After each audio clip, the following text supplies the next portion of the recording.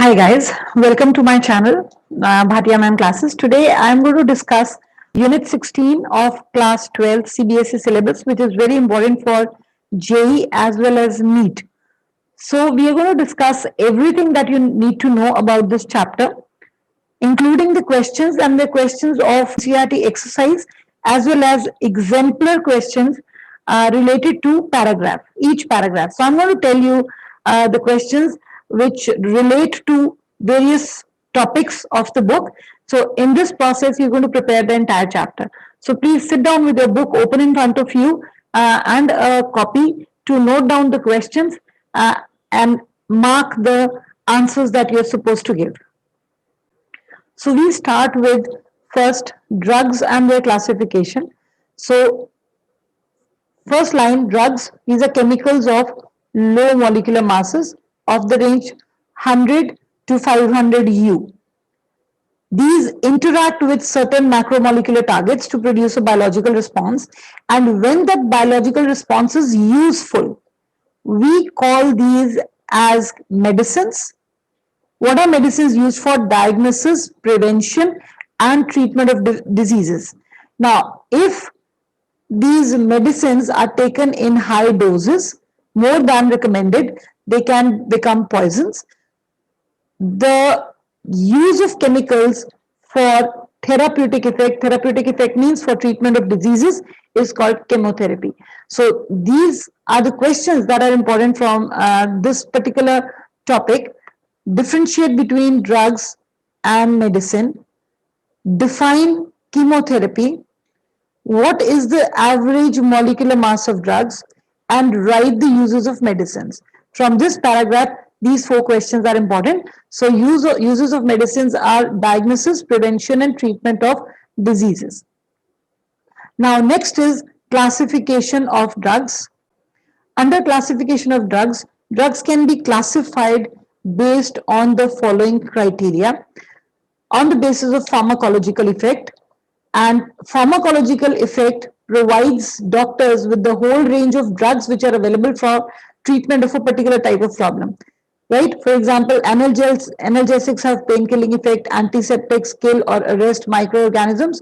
Then we have on the basis of drug action, based on which part, which component, or in what way do they act, drugs act. On the basis of chemical structure, so different classes of chemicals have different kind of actions.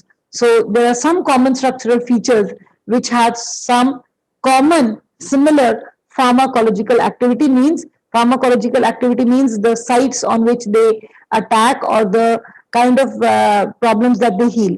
So this is one class of compounds, sulfonamides.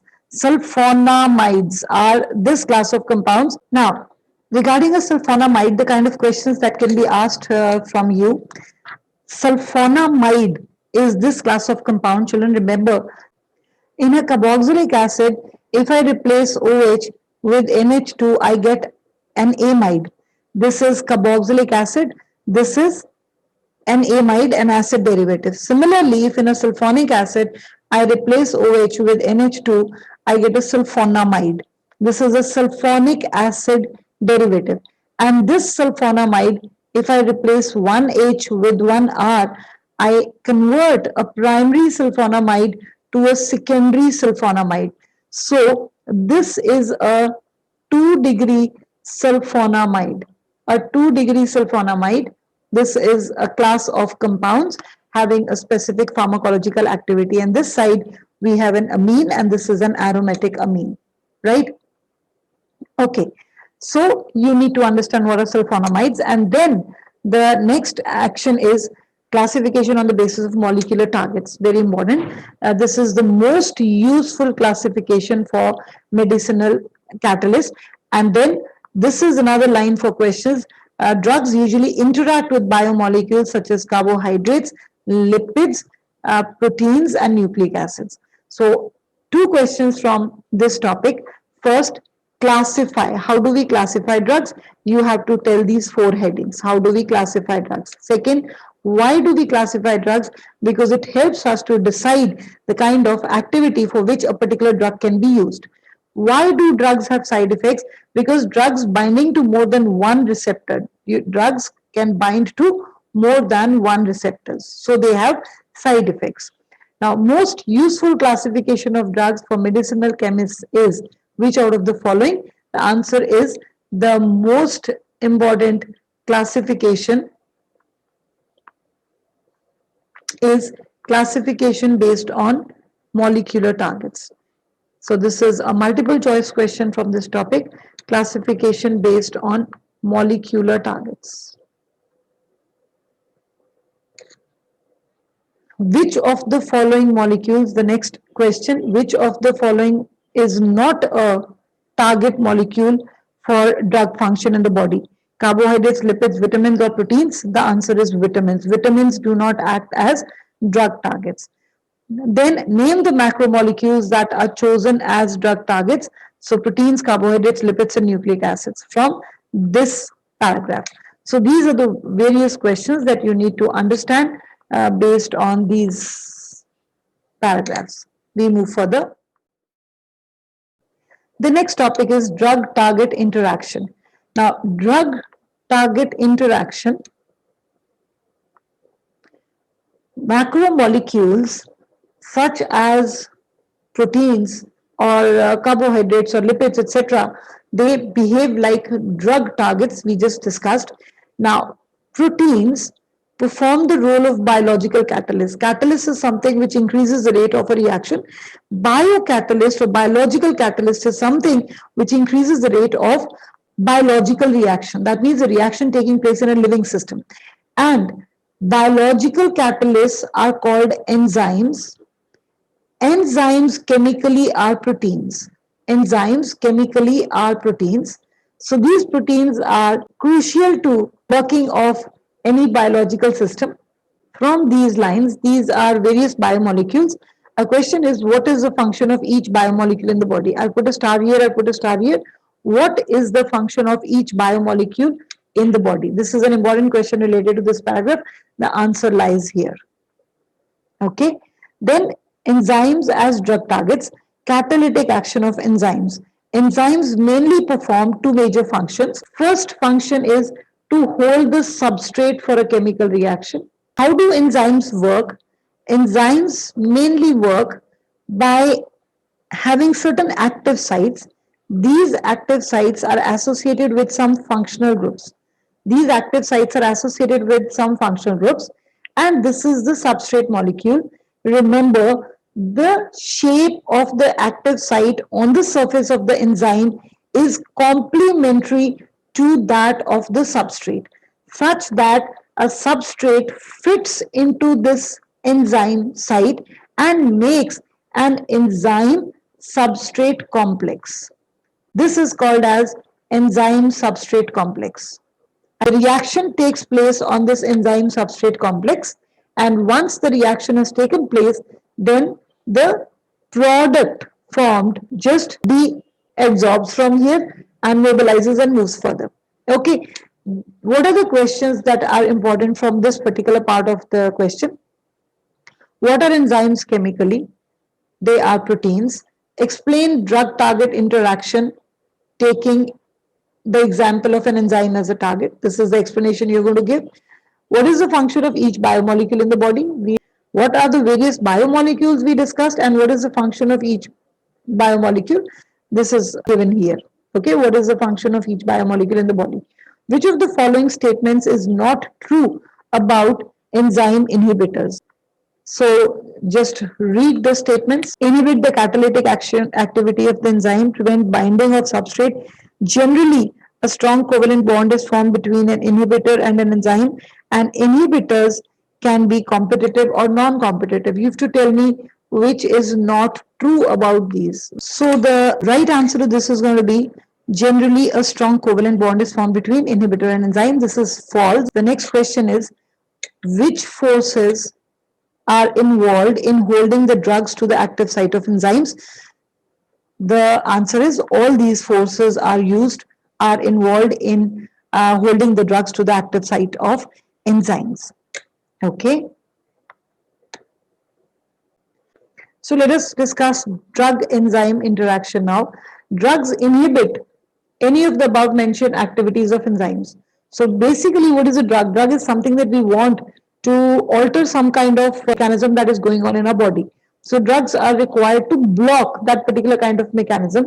So drugs can block basically the binding site of enzyme and prevent the natural substrate, or they can inhibit the catalytic activity of the enzyme. So basically, drugs are used to alter the normal action which is creating problem or which is creating unwanted biological process. So drugs can work in two different ways. Drugs either compete with the natural substrate for the attachment on the active sites. This is called as competitive inhibitor. Competitive inhibitor means this is the substrate. The drug also has a similar complementary shape to the active site of enzyme. So in preference to the substrate getting attached to the site, it is the drug that goes and fits into the site. The drug fits into the site, the substrate is now not allowed to fit because the active site of the enzyme is already blocked. Hence, the natural process that was creating an unwanted reaction is now blocked. So this is how a drug acts. One way is competitive inhibition. The drug itself binds to the active site, not allowing the substrate to use that active site. That's called competitive inhibitor. Some drugs do not bind to the enzyme's active site. Instead, what do these drugs do? They change. These bind to a different site of enzyme and alter the shape of the main site. Like, for example, this is, let us say, a drug or an inhibitor. This is the main active site, but this drug is going to go and attach to some other site which is called as the allosteric site, and because of this kind of attachment, the shape of the main site changes. Now when the shape of the main site changes, the substrate will no more be capable of fitting into the site and the unwanted reaction will be prevented. This is how the drugs act. Now, generally, the attachment is with weak bonds, but if the bond formed between the enzyme and the inhibitor is a strong covalent bond, it cannot be broken easily. The enzyme gets blocked permanently. The body then has to degrade this enzyme inhibitor complex. If this inhibitor or the drug attaches to the site strongly, either here or here in the main site, it will not be able to now be removed. So enzyme gets permanently blocked. So then the body has to degrade this complex completely and a new enzyme needs to be synthesized. Ordinarily, enzymes connect to drugs or substrates with weak bonds such as hydrogen bonds or dipole interactions or van der Waals interactions. Clear? So now what are the questions that can be asked related to this topic? First, we have these three assertion reasons. The first one, enzymes have active sites that hold substrate molecules for a chemical reaction. So assertion is true. Drugs compete with the natural substrate by attaching covalently to the active site of enzyme. This is false. Drugs compete with the natural substrate, but they do not attach covalently. Okay. Then the next assertion, competitive inhibitors compete with natural substrate for their attachment on the active sites. We discussed it here. So the assertion is true.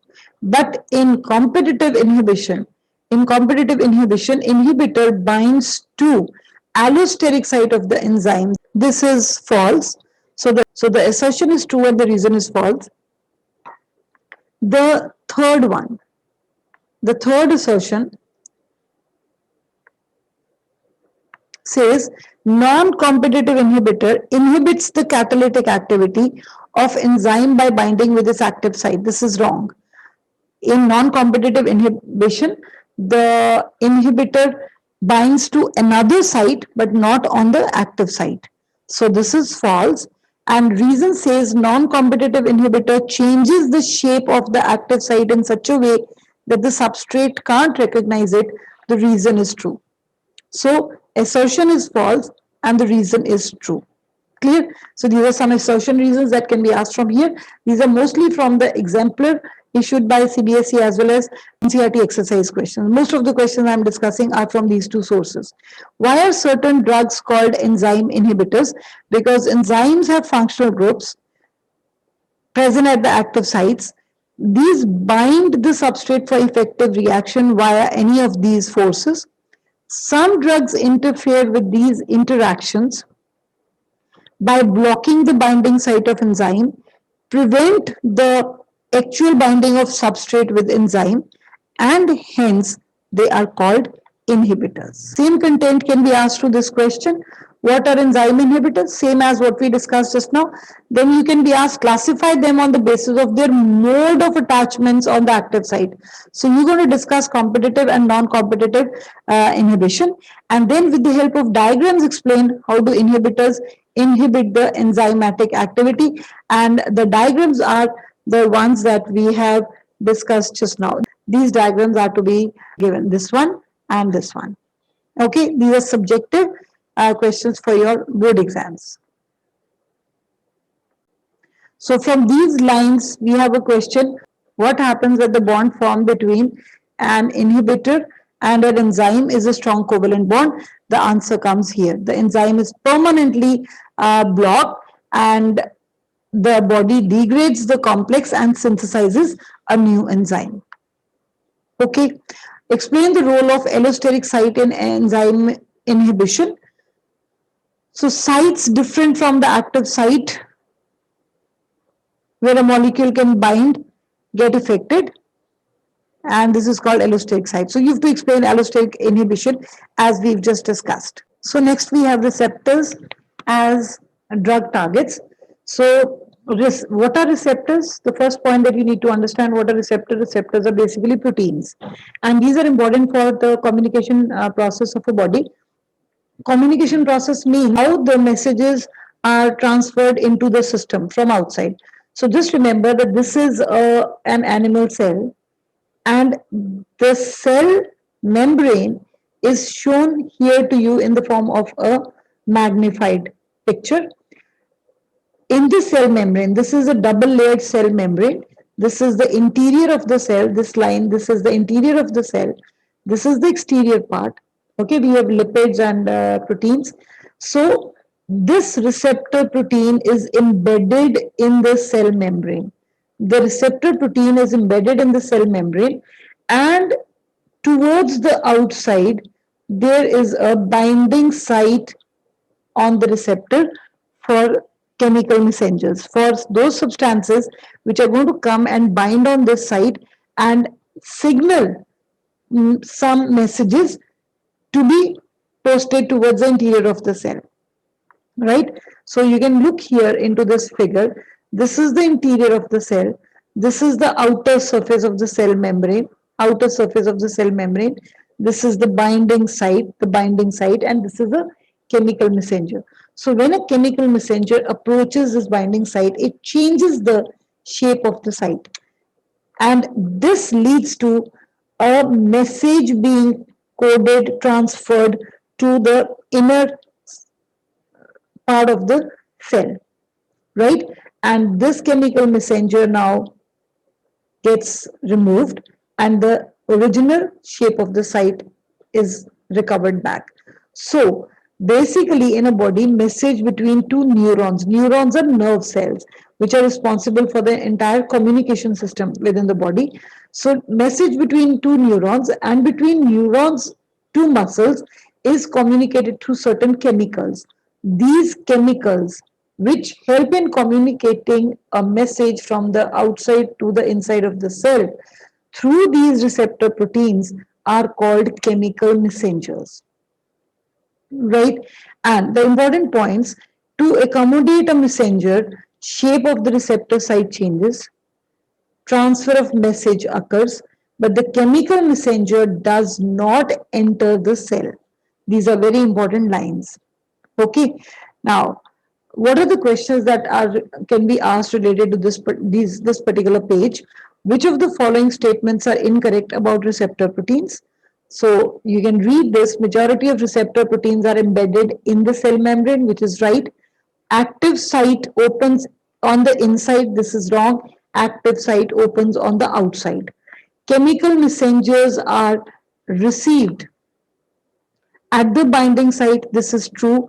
But shape of receptor doesn't change during attachment. This is wrong. Shape of the binding site changes when a messenger approaches the active protein molecule, the receptor molecule. Clear? So, next question is, how are receptor proteins located in the cell membrane? You can explain. They are embedded in the cell membrane with the active site projecting outwards and the message transferred on the inside without the chemical messenger actually entering into the cell. Next, we have assertion region. Receptors are crucial to body's communication process and they are proteins. Both are correct. Both these are correct. Then the fifth assertion region you can see says enzymes have active sites. Enzymes have active sites that hold substrate molecule for a chemical reaction. Assertion is correct. Drugs compete with natural substrate by attaching covalently to the active site of the enzyme. So this is false. There never is a covalent attachment because covalent bonds are strong bonds and covalent attachments are permanent. And none of these attachments are permanent attachments. The next assertion says chemical messengers are chemicals that enable communication of message between two neurons or between neurons and muscles. This is correct. Chemicals enter the cell through receptor. This is false. Chemicals do not enter. They simply help in transmitting the messages.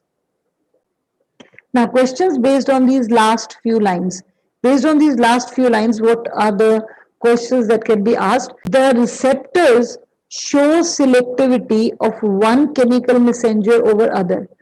The receptors show selectivity for one chemical messenger over the other because their binding sites have different shape, structure, and amino acid composition. Amino acids, from where do we get the word amino acids? We know receptors are basically proteins, and proteins are made up of amino acids. Clear? So the how does a receptor identify which chemical messenger has to bind and what messages have to be transferred? This depends on the shape, the structure, and the amino acid composition of proteins. And remember, children, the amino acid composition of proteins is helps in forming a coded information in the form of genes. So that you're going to study in the chapter of biomolecules in detail. The next is agonists and antagonists. Antagonists and agonists, very important definitions that are asked for boards or in the form of MCQs. Drugs that bind to receptor site and inhibit its natural function are called antagonists, and these are useful when we want blocking of message. Why do we want blocking of some kind of message? When we want some unwanted process to stop or to not take place, or some kind of changes which are leading to some problems or diseases are caused, we want those to be inhibited. So drugs which are going to be used to inhibit such kind of messages, to block such kind of messages, are called as antagonists. Learn this statement. This can be asked as a definition. And some kind of drugs which mimic means nakal karni, the drugs that mimic the natural messenger by switching on the receptor. Say a particular natural messenger is not able to attach to that particular site, so we are going to use drugs which are going to behave in that same manner and help in the switching on of the receptor and sending a particular message. These are called as agonists. Okay, so these are useful when there's a lack of natural chemical messengers, when there's some kind of deficiency in the body of a chemical messenger, then agonists are used to mimic the same function in the body.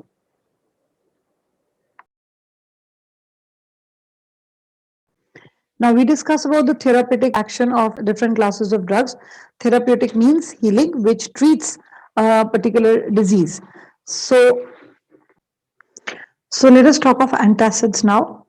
Under antacids, to learn what are antacids. To understand the role of antacids, you need to first understand that the gastric pH, that is pH in our stomach, is 1.5 to 3.5. The normal pH in stomach is 1.5 to 3.5. This pH helps in good enzymatic action and good breakdown of food that we eat. But if you eat excess of spicy food or fried food or not good food, there can be excessive secretion of HCl in our body, excessive secretion of acid, which will lead to irritation and pain. So, to avoid this excess secretion of acid or to neutralize the excess acid secreted in the body, we have to take antacids. Antacids, the word itself means anti-acid. It should neutralize the pH and bring it back to the normal appropriate pH level, that is 1.5 to 3.5. So what are the substances used as antacids? The first one is sodium bicarbonate. Now sodium bicarbonate advantage is it is a salt. Sodium bicarbonate is a salt of strong base sodium hydroxide and weak acid carbonic acid such that its aqueous solution is basic. So this helps to neutralize the pH, but since it creates a strong, this is a strongly alkaline solution, so it tends to increase the pH beyond this level, okay, which is again not desirable because we need an optimum pH for the entire enzyme action to take place optimally. So we have either sodium hydrogen carbonate, whose disadvantage is it increases the pH beyond a limit required. The second option is a mixture of aluminium and magnesium hydroxides. These combinations can be used as antacids. So disadvantage of each of these, the first one, excessive sodium hydrogen carbonate can make the stomach alkaline and trigger the production of even more acid by shifting the equilibrium. So these two lines are important. These are the points that can be asked as question. Why do we use sodium bicarbonate? We use it as an antacid to neutralize the excess pH. Why is this not preferred? Because it can make the stomach alkaline and trigger the production of even more acid. Second option is metal hydroxides.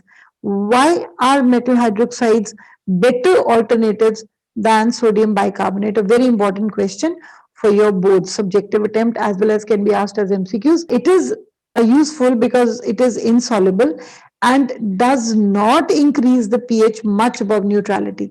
It is insoluble. It is a weak acid. Magnesium hydroxide is insoluble, therefore it is a weak base, so it does not increase the pH much above neutrality. It doesn't take it above neutrality. That is the advantage. I'm repeating, for sodium bicarbonate, the disadvantage is it makes the stomach alkaline and triggers production of even more acid. For metal hydroxides, the advantage is these are insoluble, hence weak bases, hence do not increase the pH above neutrality. But what is the limitation of using these? These can only control the symptoms and not the cause. So these cannot be used for treatment. These are only to suppress the control the symptoms. Okay, so what are the disadvantages of excess acidity in stomach? In an advanced stage, ulcers are caused and these ulcers can be life-threatening. So in such a case, the affected part of the stomach has to be removed. Okay, so this is about antacid. Now, the next important aspect of hyperacidity relates to histamines. Now, what are histamines? Histamines were some substances, a chemical substance which is present inside the body and it stimulates the secretion of pepsin and hydrochloric acid in the stomach. Histamines were chemicals that stimulate the secretion of pepsin and hydrochloric acid in the stomach, right? So, in order to prevent excessive secretion of pepsin and hydrochloric acid in the stomach, a drug cimetidine, which is called tegmet. What is the difference between tegmet and cimetidine? Cimetidine is the salt and tegmet is the trade name. Trade name is the name by which a particular chemical or a drug is sold in the market. So it is traded as its trade name is tegmet, but the salt, the chemical it contains is cimetidine. So this drug cimetidine was designed to prevent the interaction of histamines with the receptors in the stomach wall so as to avoid the release of large amounts of acid. So this interaction of cimetidine prevents the interaction of histamine with the stomach receptors and hence leads to release of lesser amount of acid in the stomach. There is another drug, a similar drug called as ranitidine or Zantac. Zantac is a trade name, the name under which it is marketed, and ranitidine is a salt. So cimetidine or tegamet and ranitidine and Zantac, what are these? These are used as antacids. Why? Because they prevent the interaction of histamine with receptors of the stomach wall, leading to lesser release of acid in the stomach. Now, the question related to this can be asked. This is NCERT 16.11 exercise question. Why are cimetidine and ranitidine better antacids than sodium bicarbonate or magnesium aluminum hydroxides? Reason, we've done all the advantages and disadvantages of these three. And now we have talked of cimetidine and ranitidine. What do? They simply prevent the interaction of histamine with the stomach receptors, and hence they control the release of excess stomach in the body. Now, what is histamine? Histamine is a potent vasodilator. What are vasodilators? Vasodilators basically dilate, open up, or relax the blood vessels to allow better flow. They also manage the blood pressure. This is a very basically histamine is a very versatile chemical. You can say a very versatile chemical which has various functions. It contracts the smooth muscles in the bronchi and gut, relaxes other muscles such as those in the walls of fine blood vessels, right? It is also responsible for nasal congestion associated with common cold and allergic response to pollen. That means histamine is responsible for creating allergies, for causing allergies such as nasal congestion and common cold and allergic response to pollen. Some of you might have even observed some people who are allergic to pollen during that pollen season, they tend to get asthmatic. So this is the response that is caused due to presence of histamine. Okay, so some synthetic drugs, synthetic means man-made, brompheniramine, the trade name dimetap, and terfenadine, name of the salt, seldane is the trade name. These act as antihistamines. Antihistamines means they interfere with the natural action of histamine by competing with histamine for the binding action, by competing with histamine for binding sites of receptor where histamine exerts its effect. So basically competitive attachment. So they have the same shape as histamines and they compete for those receptors. They do not allow histamines to bind to those particular receptors, and hence the action of histamine is prevented. So we call these drugs as antihistamines because they prevent the action of histamines leading to allergies. So, what is the advantage of using antihistamines over antacids in the treatment of acidity? This is one question which we have already discussed, and I've written the answer once again here. You can pause the video and go through it again. And then a very important question for your boards is written here. Why do the above mentioned antihistamines not affect the secretion of acid in the stomach? So, in what context is this question asked? This question deals with 2 points, children. If I summarize, we talked of that histamines are certain chemicals in our body which lead to secretion of acid in the stomach. To prevent the secretion of acid in the stomach, we can take drugs like we just discussed. We can take drugs like Tegamit and Zantac. So these two drugs will act like antacids. How? They will prevent histamine to interact with the receptor walls in the stomach, and will help in lesser release of acid. This is one role of histamine. Histamines also cause allergies like common cold and asthma. To prevent these allergies, some drugs, that is antihistamines, are used. These antihistamines are brompheniramine and terfenadine. So the question asked is why do antihistamines not affect the secretion of acid in the stomach? These antihistamines, dimetap and saldane. The reason is because these anti-allergic drugs and antacid drugs, they work on different receptors. Okay, so along with all the theoretical part that we are discussing, you can also just keep in mind, children, some aspects of these structures: histamine, cimetidine, ranitidine. What kind of aspects? You can be asked something like, what kind of ring structure do we have in histamine and cimetidine? So this is the common ring structure. Then what kind of functional groups? Say this has a 1-degree amine, this has a 2-degree amine, this has a sulfur bond. So these kind of observations, less chances that the entire structure is asked from you, but some important functional groups can be asked at the JEE or some entrance exam level. So if you can, no harm going through these structures as well. Now, the next point, we come to neurologically active drugs, that is tranquilizers. Neurologically active drugs, that is tranquilizers, that is the drugs which are going to act on the nervous system. Tranquilizers and analgesics, two neurologically active drugs. What are tranquilizers? These are the chemical compounds which are very useful in treatment of stress, mild or severe mental diseases, anxiety, tension, irritability, etc. Okay, these are also essential component of sleeping pills. Antidepressants, they inhibit enzymes which catalyze degradation of noradrenaline. And what is noradrenaline? It is one of the neurotransmitters that plays a role in mood changes.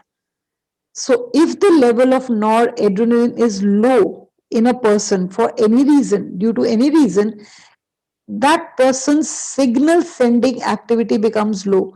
Basically, the response to certain situations becomes low, and the person suffers from depression. Right? So depression is not only about a bad mood. Depression is something that a person cannot help. It is because of low levels of noradrenaline.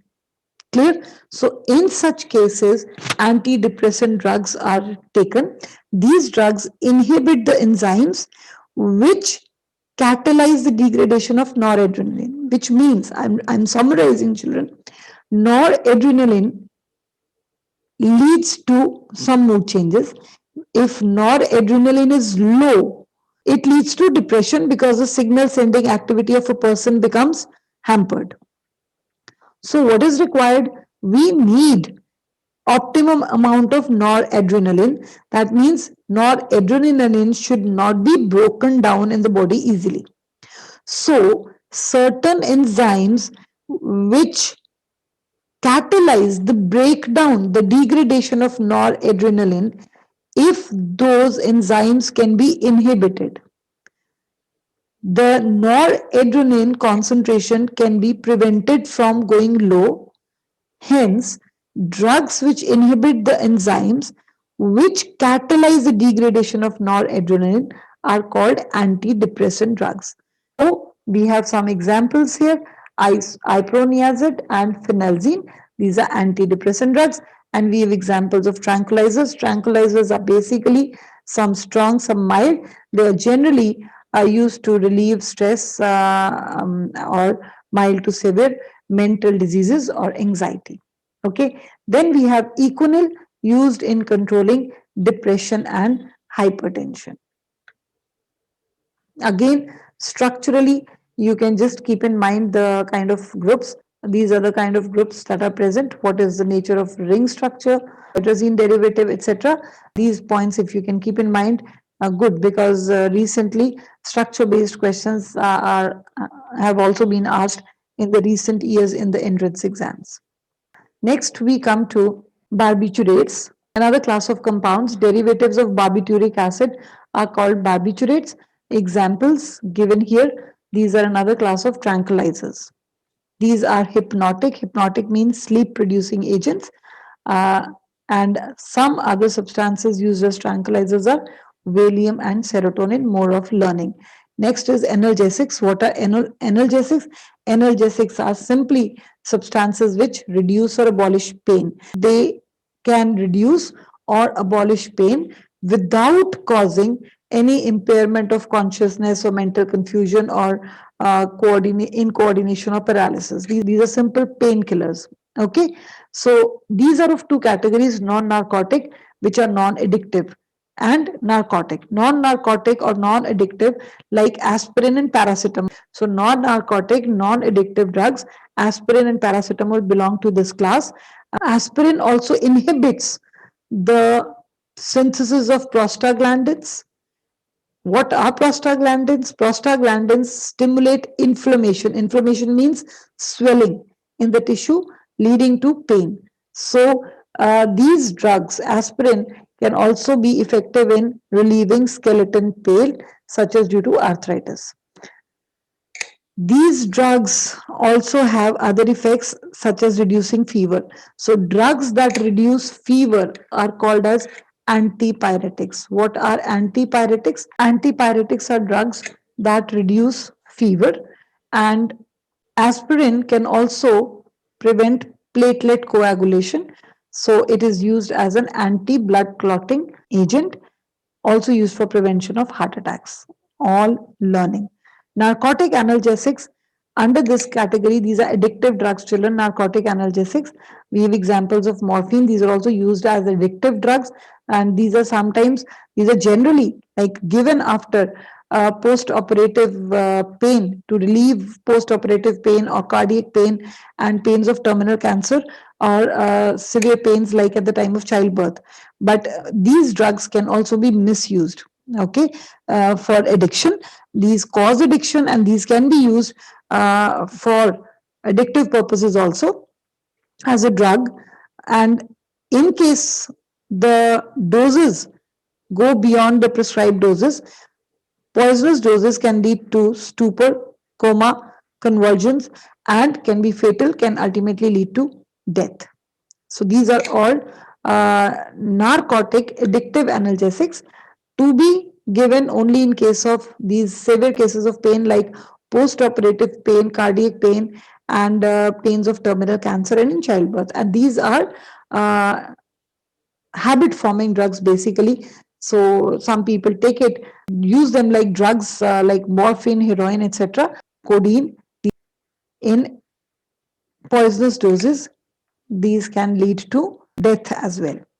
So these should not be taken unless until on the prescription of a doctor, only in these cases of extreme pain.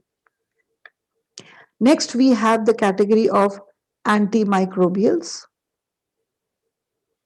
Now, microbes stand for, microbes means microorganisms.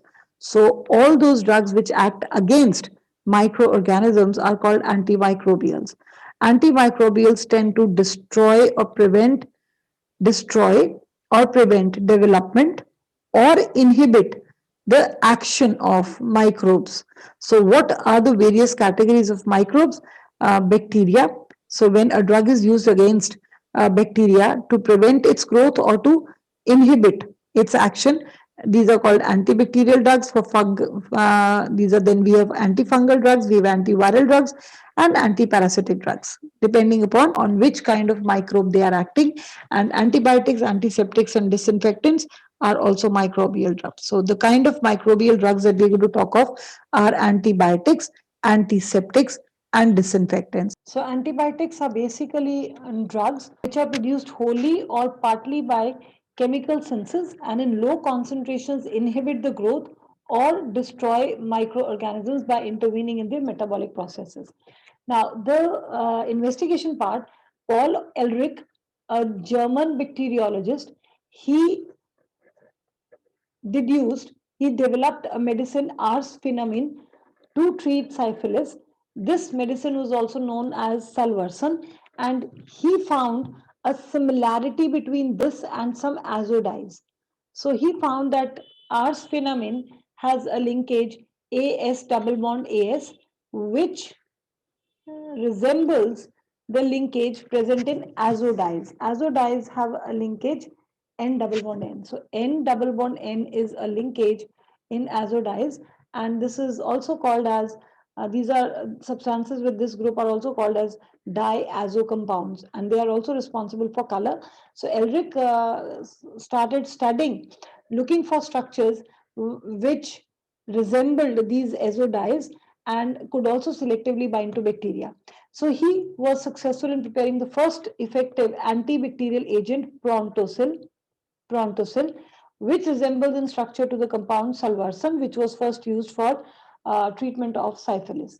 And then he discovered that in the body, Prontosil is converted to a compound called sulfanilamide, right? And then there were more sulfonamide analogues later on discovered and synthesized. Okay, so this is more of history based points.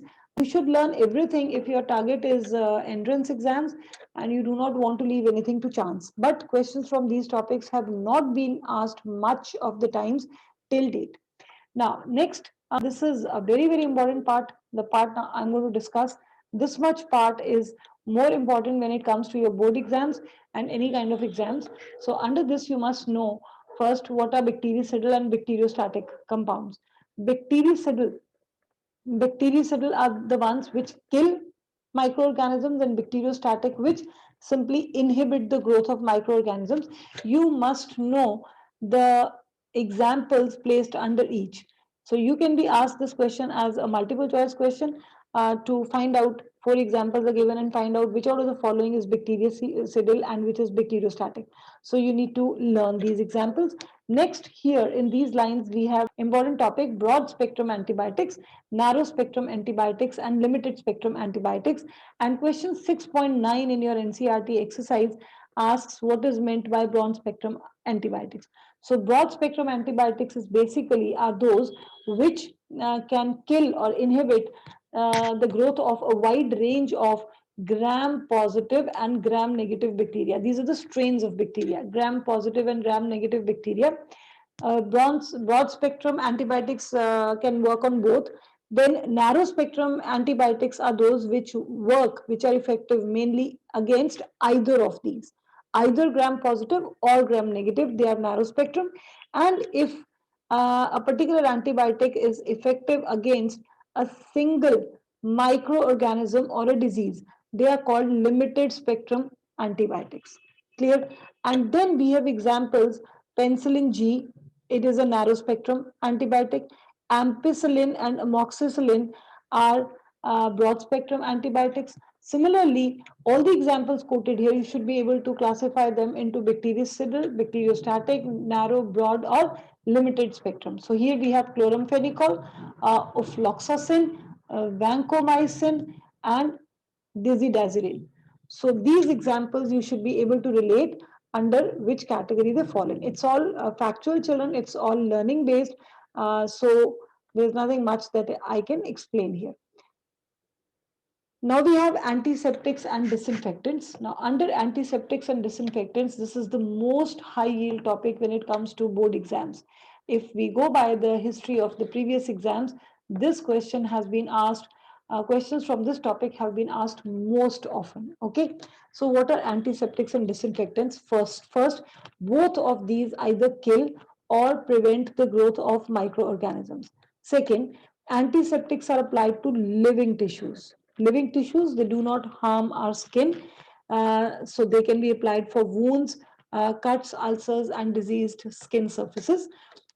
Examples: furacin, soframycin, and these are not ingested. Now, these are not eaten like antibiotics, they are only applied to surface, our skin surface. So, commonly used antiseptics, Dettol, it's a mixture of chloroxylenol and terpeneol. Then we have biothionyl. It is added to soaps to impart antiseptic properties. Then we have iodine, a powerful antiseptic, and tincture of iodine is a 2 to 3% solution in alcohol water mixture. And then we have iodoform, also used as an antiseptic for wounds because it slowly liberates iodine. Now, boric acid in dilute aqueous solution is also a weak antiseptic for eyes. Now, apart from a question like write a note on antiseptics or write a note on antiseptics and disinfectants or differentiate between antiseptics and disinfectants, right? Give one example of each. And remember, if you are asked to write a note or differentiate between antiseptics and disinfectant, and the question is not mentioning you to give an example, it is understood any definition based or note based question, you must learn one or two examples to quote with your subjective answers. In addition to these answers, you can also be asked one mark questions like what is the composition of Dettol, or what is used in soaps to impart antiseptic properties, or what is the significance of biethionol, what is tincture of iodine, give its composition, why is iodoform used as an antiseptic for wounds, what is boric acid used for. So such kind of questions, each line from this page can be asked as a question. Then we have disinfectants. Disinfectants are applied to inanimate objects, means non-living objects. Non-living objects such as floors, drainage systems, instruments, etc. When we mop our floors, so while cleaning floors, we use phenol, which in our local language we also say phenol, right? So it's actually 0.2% of phenol is used as an antiseptic, while its 1% solution is used as a disinfectant, and it's a very important question for boards as well. 0.2% solution of phenol is an antiseptic. That means a dilute solution, a mild solution of phenol is an antiseptic, whereas a concentrated solution is a disinfectant. Okay, and then we have examples of disinfectants as chlorine in the concentration of zero point 0.2 to zero point 0.4 ppm, and sulfur dioxide in very low concentration. These are other examples of disinfectants. The next is anti-fertility drugs. Since population over the years has increased and life expectancy has also almost doubled, so there is a need for population growth control. This led to the concept of family planning. Anti-fertility drugs are used for this purpose, and you need to remember birth control pills. Now, here we have a question. Birth control pills essentially contain a mixture of synthetic estrogen and progesterone derivatives. And both estrogen and progesterone are female sex hormones. Both these compounds are female sex hormones. Progesterone suppresses ovulation. Synthetic progesterone derivatives are more potent than progesterone itself. And an example of a synthetic progesterone derivative is norethindrone. You have to learn. This is all learning. And estrogen derivative used in combination with progesterone is ethinyl estradiol. Trade name is Novestrol. This is the trade name. So anti-fertility drugs, again, mainly learning. Now, next we have these two in-text questions.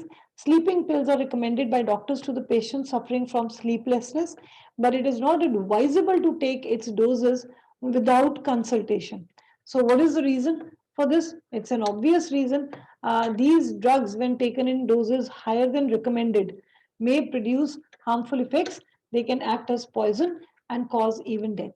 So these drugs should always be taken in consultation with a physician. With reference to which classification has the statement ranitidine is an antacid being given?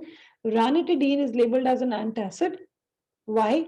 Because it is effective in neutralizing the excess acidity in stomach, and it is sold in the market under the trade name Zantac. So we covered till here, children. Second part of the video will contain the topics left, and if you like, please share it with your friends. Watch till the end, make notes. You can underline in your own NCERT and write the important points alongside for revision. If you need such videos for any other chapters, please feel free to comment below. So have a good day, good learning, and ace your exams.